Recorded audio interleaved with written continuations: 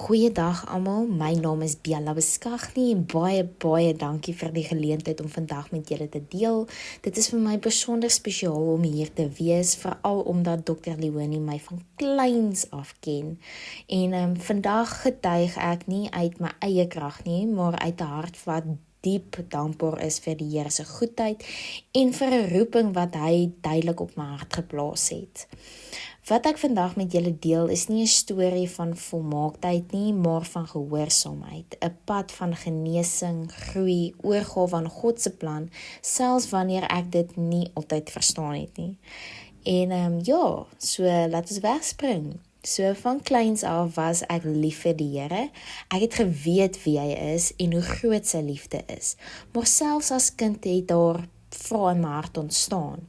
As God ons so lief het, hoekom gebeur daar slegte dinge? Die antwoord wat my deur die jare bly dra het, was eenvoudig maar diep. Ons is in die wêreld, maar nie van die wêreld nie.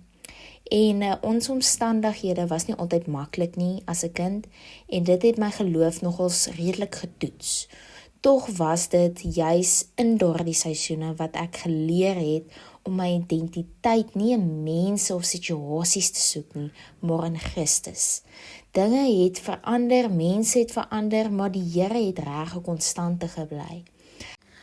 Ek het ook gesien hoe verkeerde keuses mense vasvang en hoe dit later seer en gebondenheid bring. En daar het ek besef, ware genesing lê nie daarin om wonde toe te plak, maar om by die Here se voete te sit en hom werklik te leer ken. En toe ek klein was, het ek altyd 'n prentjie in my kas gehad van Jesus wat 'n klein dogtertjie vashou, 'n beeld van vaderliefde, rus en veiligheid. En in 2022, my eerste jaar van studies, het ek en my ma na 'n Christelike byeenkoms bygewoon en waar die spreker gesê het, die Here wil jou oordek met 'n Charlie. Daai woorde het die spreker aan my oorgedra. Aanvanklik het ek nie verstaan nie, maar toe het die Here dit vir my reg oopgebreek.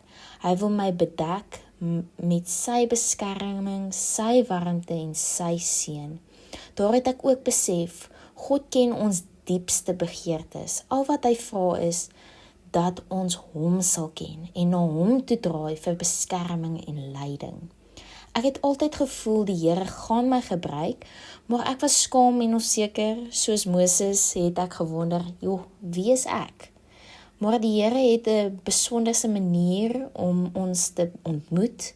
Hy neem jou doelbewus uit jou gemaksone uit en nie om jou te breek of in 'n slegte situasie onnodig te sit nie, maar om jou reg dan daardeur nader aan hom te trek.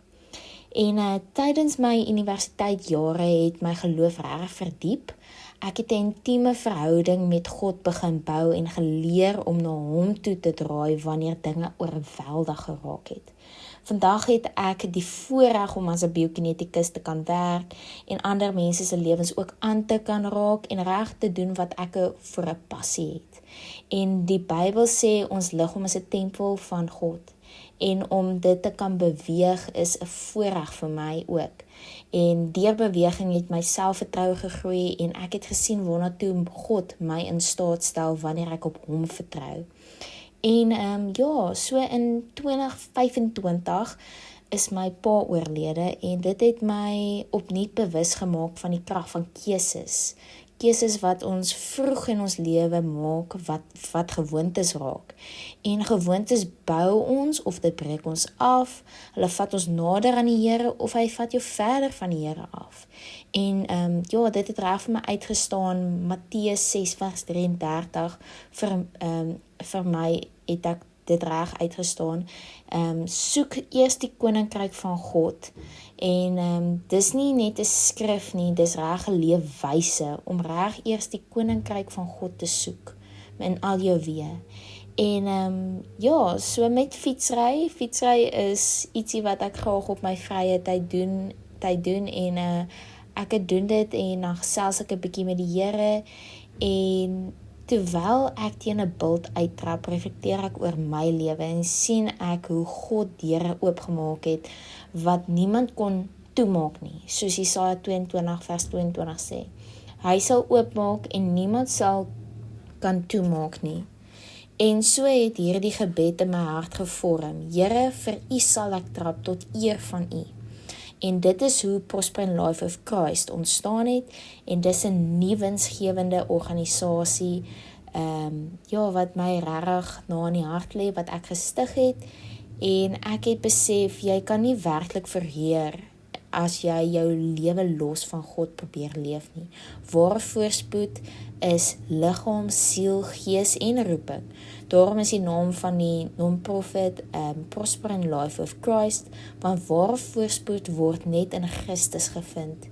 En die fiets het vir my reg 'n simbool van keuses geword, en elke pedaal soos elke pedaalslag wat jy trap, verteenwoordig 'n besluit. En hoe klein keuses 'n groot gerimpel effek kan hê en bepaal die rigting wat jy gaan en by die eindbestemming waarheen jy gaan, as jy nou fisies dink aan 'n fiets wat getrap word. En op 22 Februarie, nou die jaar 2026, pak ek 'n avontuur aan en ek gaan vanaf Bloemfontein tot die Kaap fietsry tot eer van die Here, en dis ook vir fondsinsameling vir kinders wat addisionele hulp en ondersteuning vir sport en akademiese ontwikkeling benodig. Die naam van die avontuur wat ek opgaan is Cycling with Christ, want ek ry nie alleen nie, maar ek ry reg werklik met die Here. Dit gaan nie net oor die fisiese beweging van die fiets nie, maar dit gaan ook oor geestelike beweging saam met Christus. En die visie is eenvoudig maar diep, om mense geestelik te versterk, families te ondersteun en ook veral kinders te help ontwikkel deur akademie en sport. En ek glo kinders het nie net potensiaal nie, maar hulle het reg werklike roeping. Ons wil hierdeur ook vir kinders laat besef hoe belangrik dissipline is, selfvertroue ontwikkel en karakter bou, en hulle identiteit in die Here vind. En ek wil teruggee aan die gemeenskap, want daar was werklik vir my deure oopgemaak, waarvoor ek vandag ongelooflik dankbaar is. En my getuienis is uiteindelik eenvoudig, en dit is: moeilike omstandighede definieer jou nie. Jou keuses dra krag wat jy doen elke dag, en wanneer jy daardie keuses saam met die Here neem, lei hy jou na die regte deure toe en op 'n pad van ware lewe. En dan wil ek afsluit en ek wil net sê dankie dat julle geluister het. Mag ons elke dag kies om saam met Christus te stap en werklik te floreer in hom.